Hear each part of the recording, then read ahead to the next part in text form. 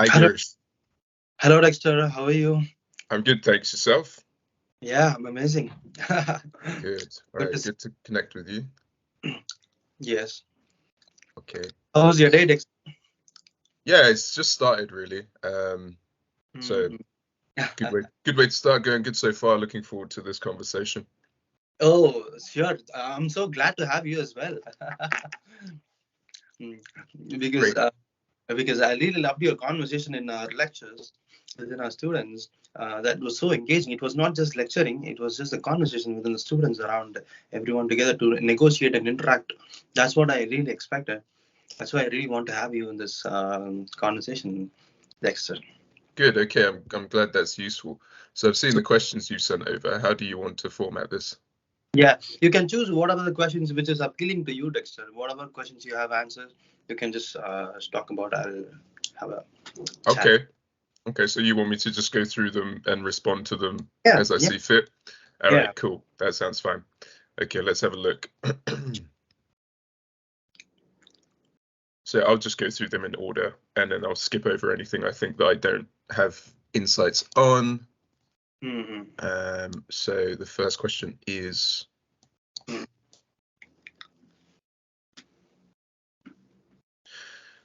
how long has the journey been in your career, and how did you choose this path?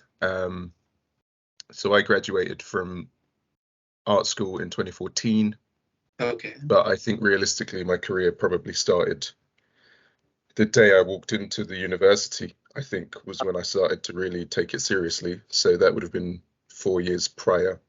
Okay. Yep. Did you consider any other option for your career journey? So I'll clarify that my career is one of a freelance artist, interdisciplinary artist. So I do digital design. I have a digital design background, motion graphics and things like that. But right now I'm a practicing fine artist as well. Right. And What, Dexter? practicing fine artist. So Fine. Okay, fine arts. yeah, Okay. exhibitions, galleries and things like that. So Yeah. So that's sort of like a double-barreled question, because Yeah. I did consider multiple careers at multiple times and have shifted Yeah. between Okay. careers. So you've been Yep. to different jobs also, Dexter. Yeah, different jobs, been through different jobs. And Which doesn't belong to your discipline, right? Or which is belonging to your discipline.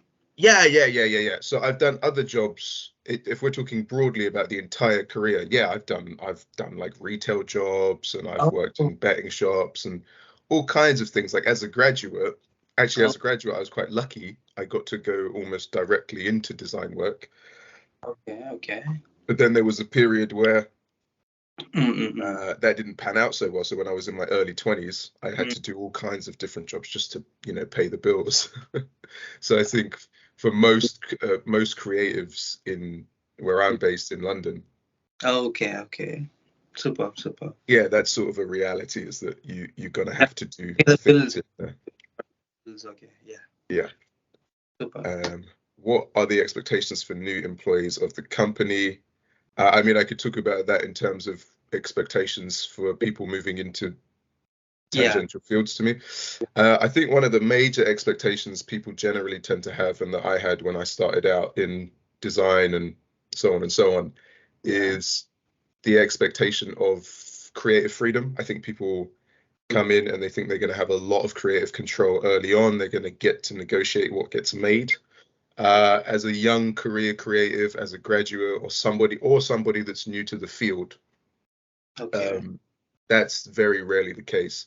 It's very rare that you are collaborating or working in an agency, for example, and are going to have a lot of creative control to begin with. It takes a lot of time and effort and winning the trust of people, or just being ruthlessly independent to acquire Oh, creative control. So I think and that's one of the expectations. and do they fulfill the expectations, Dexter? Are they really controlling our creative thoughts, or like while we enter the job sector, Yeah. is that companies or like the clients are controlling us in our? I mean, they want exactly what we want, or they don't let us to explore whatever we want to research and get new.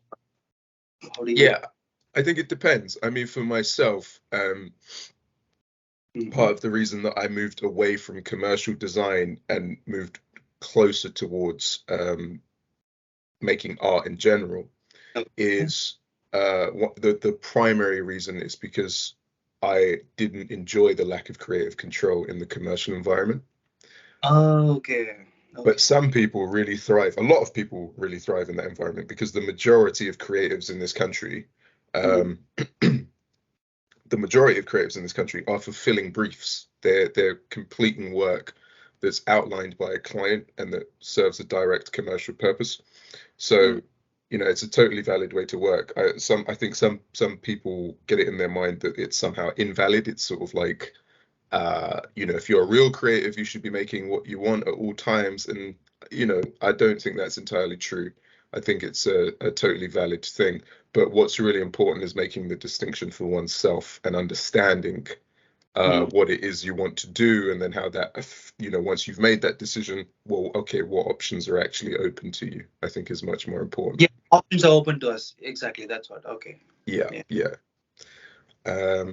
Okay, so how to find a career that suits me. I think that feeds directly back to what I was just saying. So how to find a career that suits yourself Mm. is really about that. It's really about knowing what you want.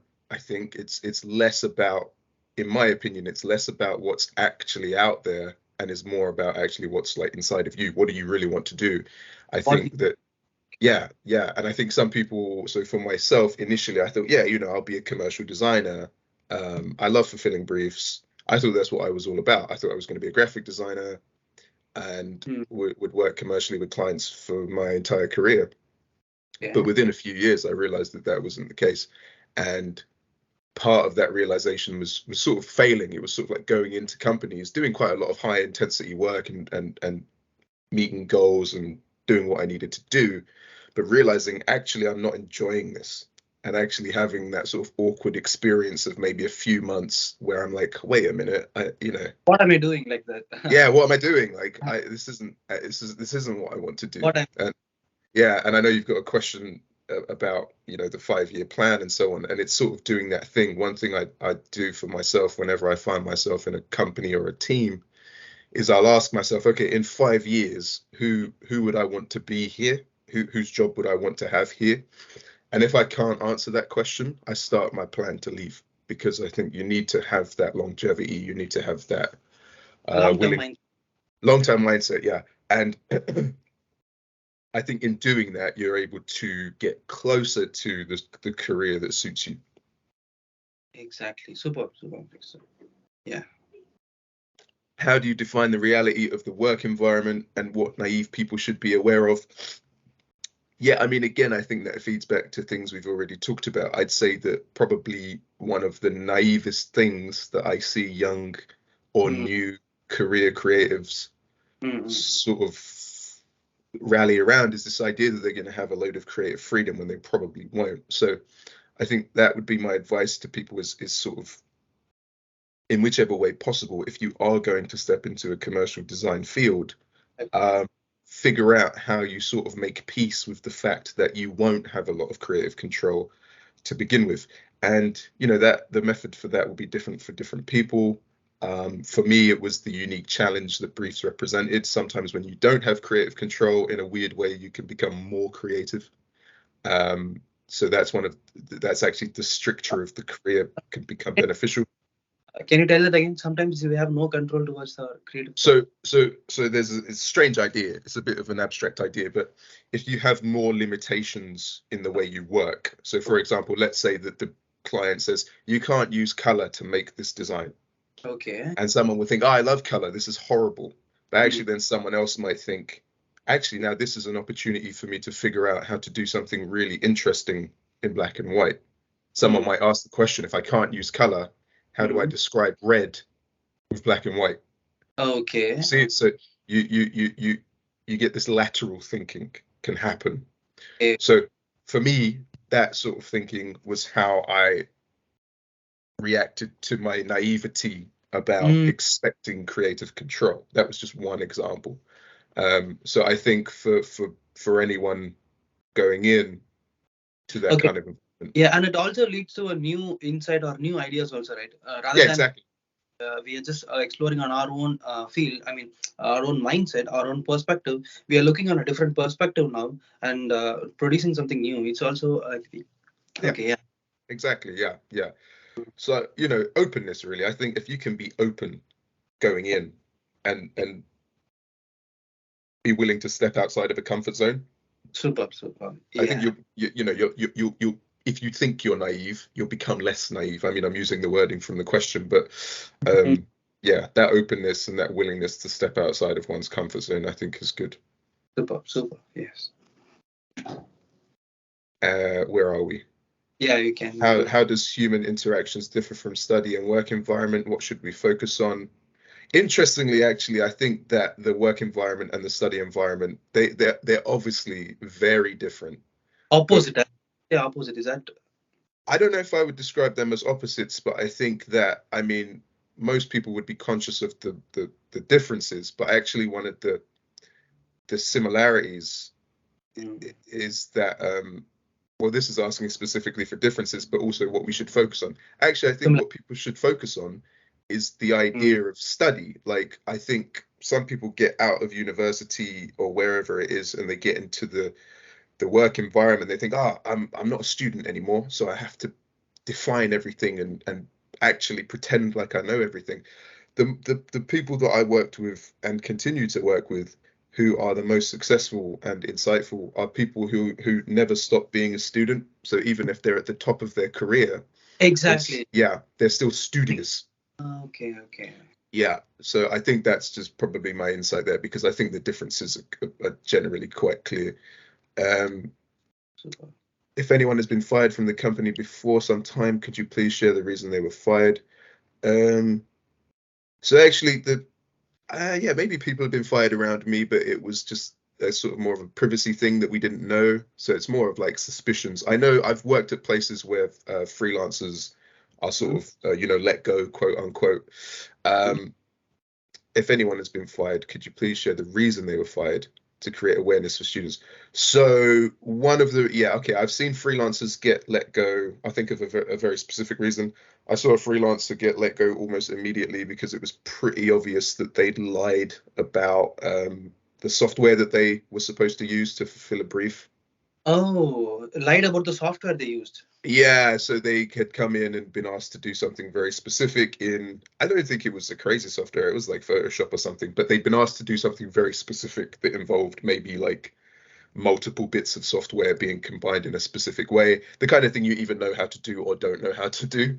And it was Okay. pretty obvious that they'd lied about that just from observing them, and they didn't last very long. So my advice to But students. yeah, but the client needs only the output of the final project, right?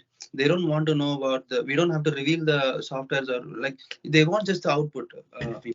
Yeah, but if the output is so you're going to get outputs in the digital environment, you will get outputs that require, not all the time, but you will come across specific outputs that require specific combinations of specific techniques and specific software. Oh, Yeah, yeah. And if you say you can do it and you can't do it, you won't be able to fulfill the brief. Because sometimes the output can be as specific as a file type, mm, file size, okay, okay. on top of all of the actual creative stuff. So yeah, you can get caught out like this. So my advice for students is it can be tempting to sort of lie about your capabilities to get the job, but don't, because if you go into a studio, Mm. people will know. People will know if you can or can't do something. So it's Oh, better to just be honest about wanting the challenge. So instead of saying, hey, I can do that, but in your mind, mm. you think you can't, it's better to say something like, hey, I don't know how to do that, but I would love the opportunity to come in and learn. I like to learn about it. Yeah, Okay. yeah, Oh, yeah. Because thinking back to seeing stuff like that, it's yeah, it's super. that they can blacklist you. You do that once, and then word gets around, and it can Uh, be a lot harder to find work after that. Effective communication to convince a client or producer for a project idea. That's a really broad one. So I won't like try and answer that question entirely, but mhm. one thing that's really important is the visuals. You know, what one mistake I see happen with people is that they want to convince the client by using words. Mm. But in my field, everything is visual. Visuals Oh, first. Yeah.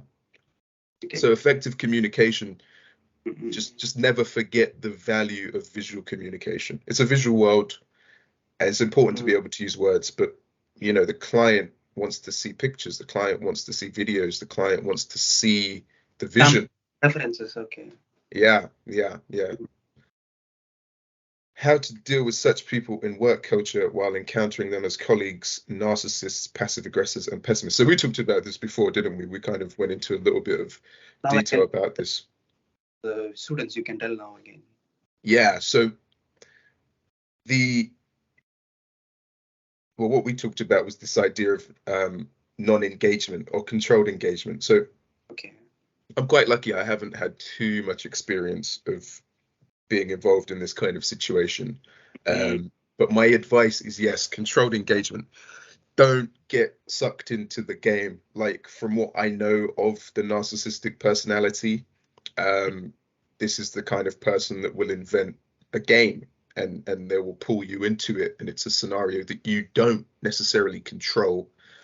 And the only way to win at that game, my understanding, is to not play. So Mm-hmm. as we talked about before, Girish, I think the only advice I'd really give here, because I'm not an expert, is to not engage or control and limit your engagement and just record it, not record, but make a log of everything. So if you think something untoward is happening in the workspace, make notes of these things so that Uh, you get a clear picture of what's going on and, you know, uh, obs- so you go ahead.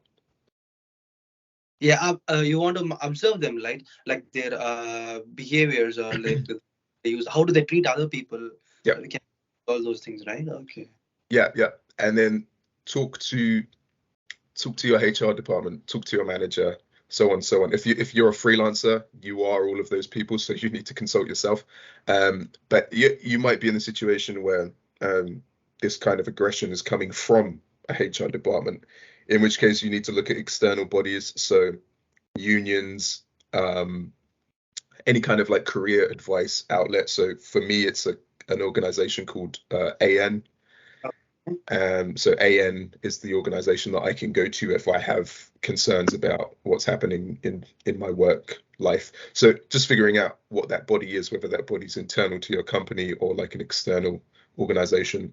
And if you're keeping a log and if you're sort of not getting sucked into weird Mm. games, then Yeah, they even had this emotional traumatic games also playing inside. They want to get sucked into their manipulative emotional traumas where we cannot focus on our work and distract ourselves. Like this also I've experienced as in the film industry. I've seen all these people exactly. Yeah. yeah, exactly. It's really tricky stuff. It's really tricky stuff. So my advice around it is quite limited. But I And think, sorry, go ahead. so, I understand. Yes, you can. Yeah. But I think really it is just a case of being conscious and mindful of it happening, because I think people that, in my understanding of it, people that have the worst time with this kind of experience, they don't really realize it's going on until Ah, after, you know? So okay. being mindful, like, is this happening? Am I aware of what's going on here? Taking a breath, taking a step back, and Yes. communicating with other people about the situation. Yeah, and as far as I knew, like I thought of after I came from the industry and here to study, I'm now having a clear perspective of what really happened. Yeah, Now, look in a bird's eye view now, in a longer perspective, what yeah, really, because there were I was near with those people around and I was dealing with all those things. I couldn't have time to think about it, and now when I step back and think about it, okay, this can be solved like this. I'm trying to find a solution also. Okay, these people. exactly. Yeah, Yeah. stepping back about this is a really good way. Yeah, Yeah, super. and in doing that, you're arguably better prepared for the Mm, next time you're confronted with like a comparable situation. confronting next time, we are prepared for the next time. Yeah, Super. good.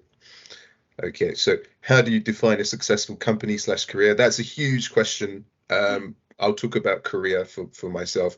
I think the way to define success, I think about this all the time, because I think for one, you need to reassess this question constantly, because the question mm, changes over time. The question changes over time. Like success will mean different things to different people at different points in their career. I think that's true 100%. Some people will tell you that success is a rigid thing. It's to do with how much money you have, how much prestige you have, or whatever. I don't think that's true at all. I think it's many things over time, and being able Define our to version of success.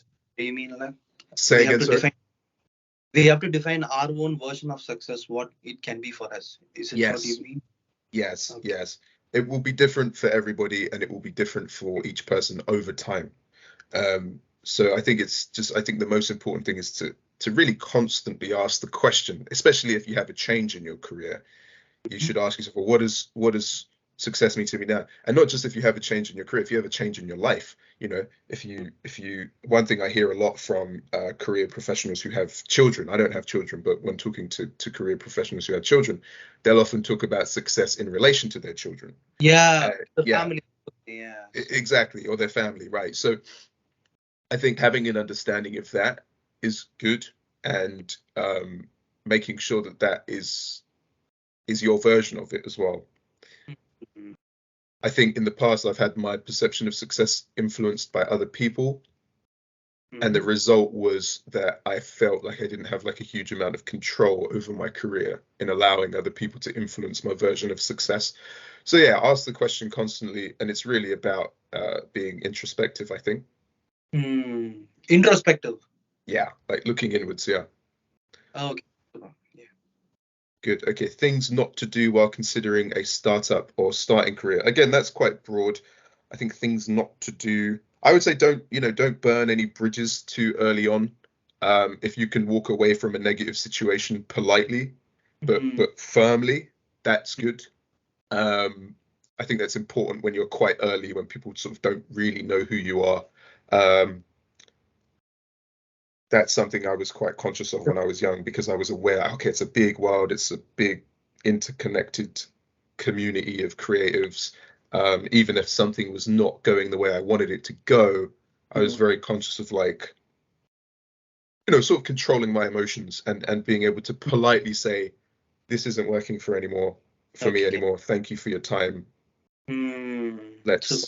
Let's go Let- our own ways. Yeah, because I've seen there's cases where people early in their career, rightfully so, walk away from something, but they do it in a fashion that is maybe exhibiting some of the traits that we talked about earlier, like aggression or pessimism.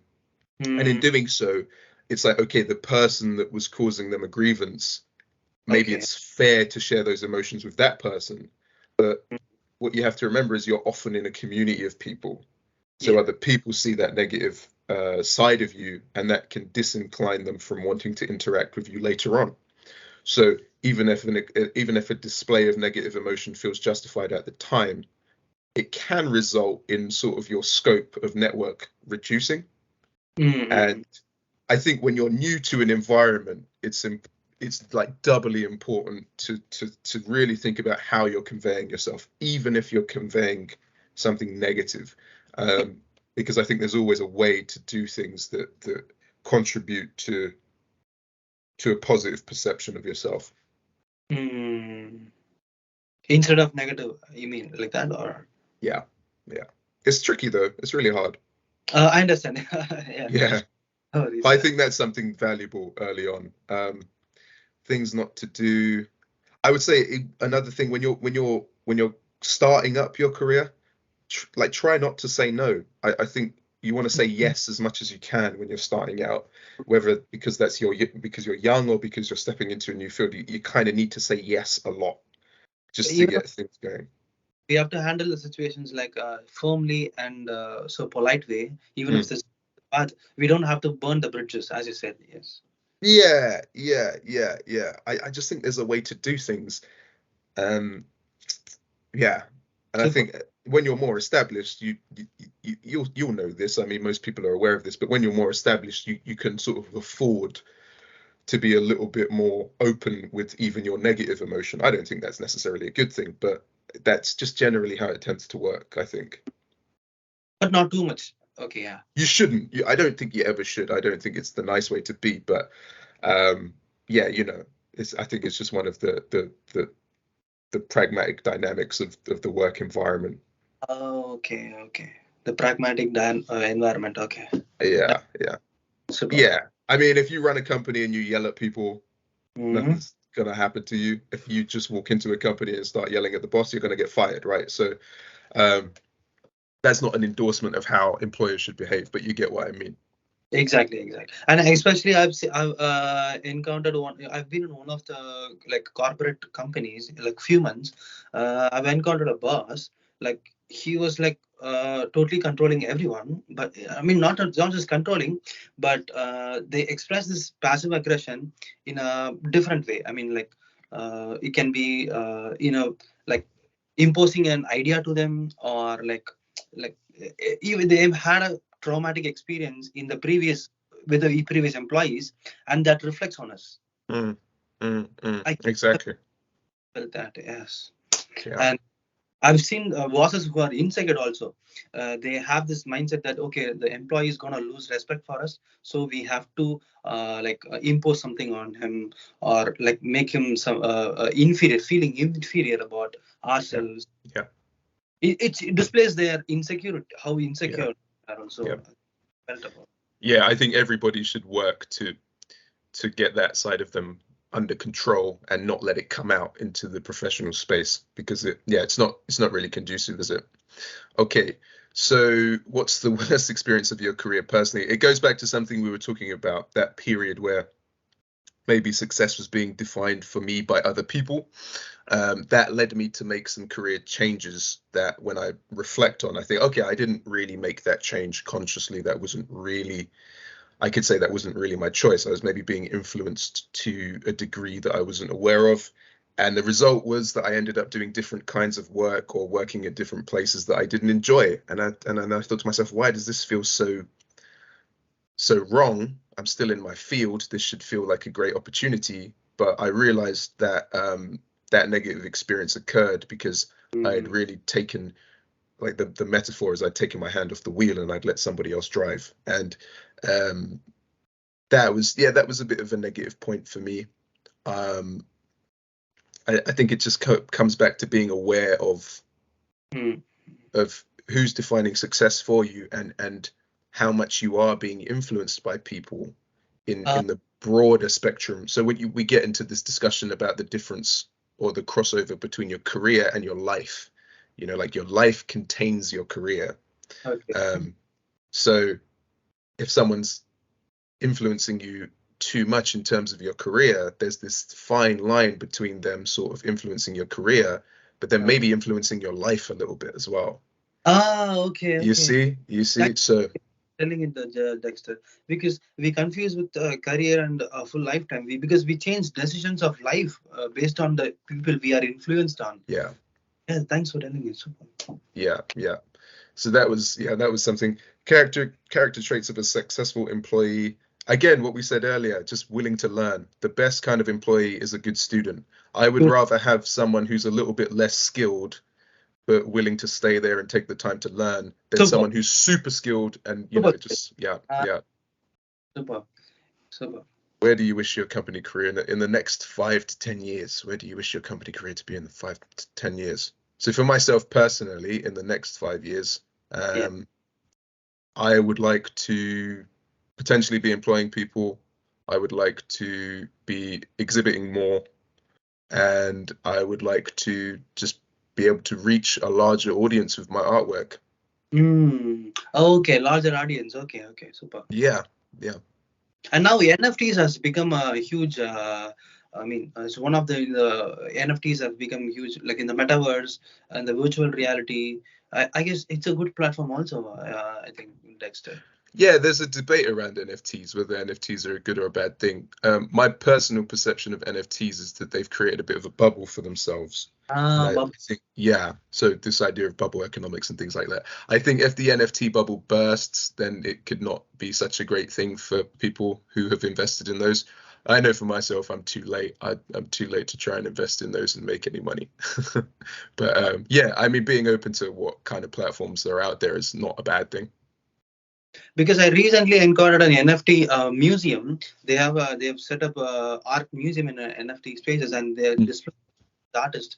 Like I'm walking inside the Mm, everyone and an exhibition, virtual exhibitions. mm. So I asked you, is it? Do you think it's overrated or like is it booming so much? Like, how do you feel about it? Just ask that question again, that last part there.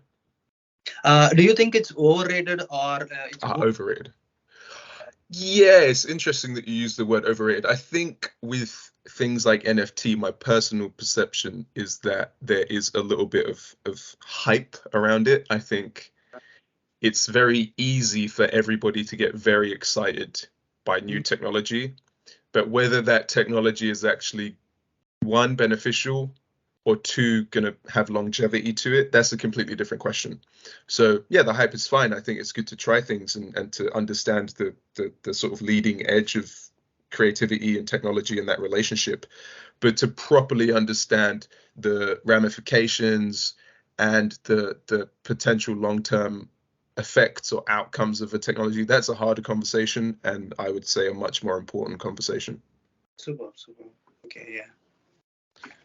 Any book recommendations for new employees and freelancers? I actually don't have any book recommendations that are directly to do with career, but Okay. one book that influenced me quite a lot when I started to get quite serious about my design work is not a design related text at all, but it was Carl Jung's book called Man and His Symbols by Carl Jung and some of his contemporaries.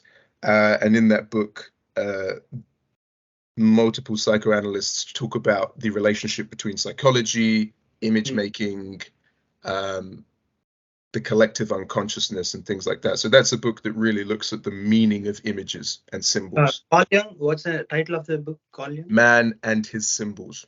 Oh, okay, Man and the Symbols. Okay, super. Yeah, Yeah. I think that was maybe one of the books that influenced me to move away from commercial design into more of an expressive mode of creation, because that book opened me up to just how broad creativity can be on a Oh, human level. Yeah. okay. How could a timid, introverted person become socially confident and develop their social skills who has learning ability and good skills? Okay, so if you have fast learning ability and good skills, you're already in a great position. I think that I myself am an introvert, and it's one of the things I struggle with as a career person is Oh, being you more. Yeah, yeah. Oh, you seem like Dexter. You seem Sorry. like open to every people. I don't encounter you as an introvert. I think we talked about it briefly. I think at work, when I'm teaching and I'm lecturing, or if I'm doing like a podcast or something, I'm Uh, I can talk forever. Like I could talk and talk and talk and talk. But in terms of social environments or environments where the line between socializing and professionalism get a little bit blurred, for example, an opening night for an exhibition, my introverted nature becomes quite clear. okay. Yeah, so socially I'm quite introverted, but for work I can talk and talk. So the advice I would give is maybe advice that I've given myself in the past, Mm. which is to create context. So one thing I find difficult about engaging socially is the lack of context. It's like, okay, well, Networking. Okay. yeah, like why are we talking? Like, are we talking just because we think we should talk because silence is unbearable, or is there a reason to talk? And is there a question to ask? Is there something going on that we should be addressing? So yeah, for example, like networking, I think even just looking at being more socially extroverted as an opportunity to network, I think is something that can help people to engage the benefit of being more open and not even necessarily less introverted, but more tactically extroverted, perhaps we could say. Tactic. Super. That's a good word. Yeah, actually, I don't know if it is. Maybe that I we could have a whole conversation about that. But the yeah, the idea of Mm, understanding the benefit of being more social. The reality is that the world is sort of defined by extroverts because it is an inherently social society, exactly. which so sometimes introverts can often feel like they're on the back foot. So I Mm-hmm. think just understanding how one can engage this and doing the self-reflection to figure out how you do it. I think another thing is really understanding your energy levels, like understanding how much energy it costs for an introvert to be very socially active. So one of the mistakes I've made in the past is sort of thinking to myself that I can do like an entire day of like installing an exhibit and hanging the work and things like that, and then go straight to the opening and then have a load of energy to talk to people. It's not possible for someone like me. So actually understanding how much energy you require to be your most social self can be really useful, because then you can plan your time and make sure that when you step into this environment where you need to appear socially confident and so on, you actually have the energy. So there's another angle to it there. But yeah, I think each individual just needs to figure out their own method and their own formula for it. Do you mean that we should have a self-reflection within ourselves, self-realization, how we are attitude towards thinking, looking at things? Like, do you mean that? Yep. Absolutely.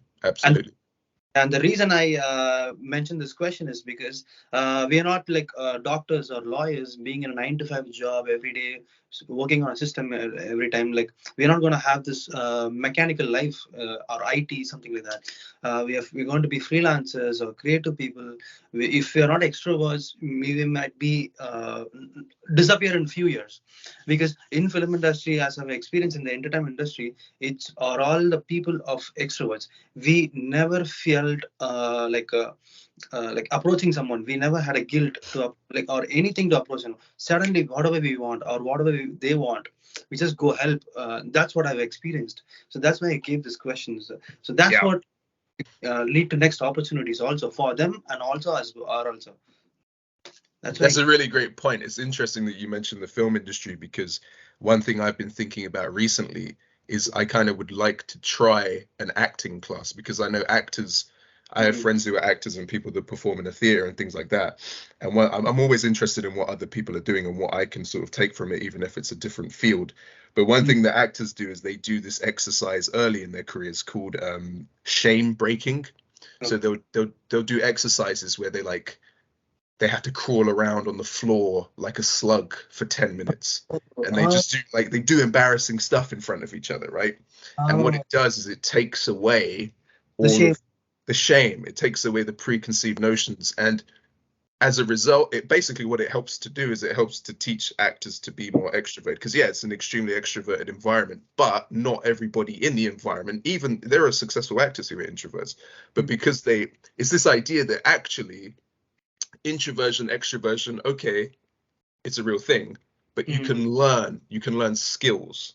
Learn skills. Exactly. Super. Exactly. So I'm becoming more interested in like, okay, can I learn skills that contribute to extroverted behavior or something like that? So it's interesting. More of soft skills. Super. Yeah, exactly. Good. Okay. Really? Anything else, Girish? Yeah, that's what I just expected. You gave me more than what I expected, and that's really to have you, Dexter. Oh my God, I'm really glad to have you. All right, perfect. Thanks for your time, Girish. I'm going to let you go. All the best. Yeah, you keep me updated on how this project goes, okay? Super. All right, have a good day. Sorry. With few other people. I've done few of the interviews from few other people also. Do you know Bone Walks from Margate, the creative industry company? Yeah, I've heard of them. Yeah. Alan gave me some contacts, and I finished some interviews from them, and I'm also gonna take some of them. So I'm gonna propose a full proposal of everyone's ideas together. Whatever, like you said, few really good points, ideas. So I'm gonna edit and post it on my YouTube channel, like a shorts, 30 seconds of a shorts. Whatever people are expressing. So yeah, my channel is going to be like daily creative thought, so that I can post 30 seconds of everyone speaking their good ideas of new insights or anything, and like weekly once I'm gonna post like the full interview of like this together in my YouTube channel. So that's gonna be my proposal. Cool. All right. Great. Perfect. Thanks, Girish. Have a good day. Have a Dexter. See you. Bye. See you in the lectures. Thank you.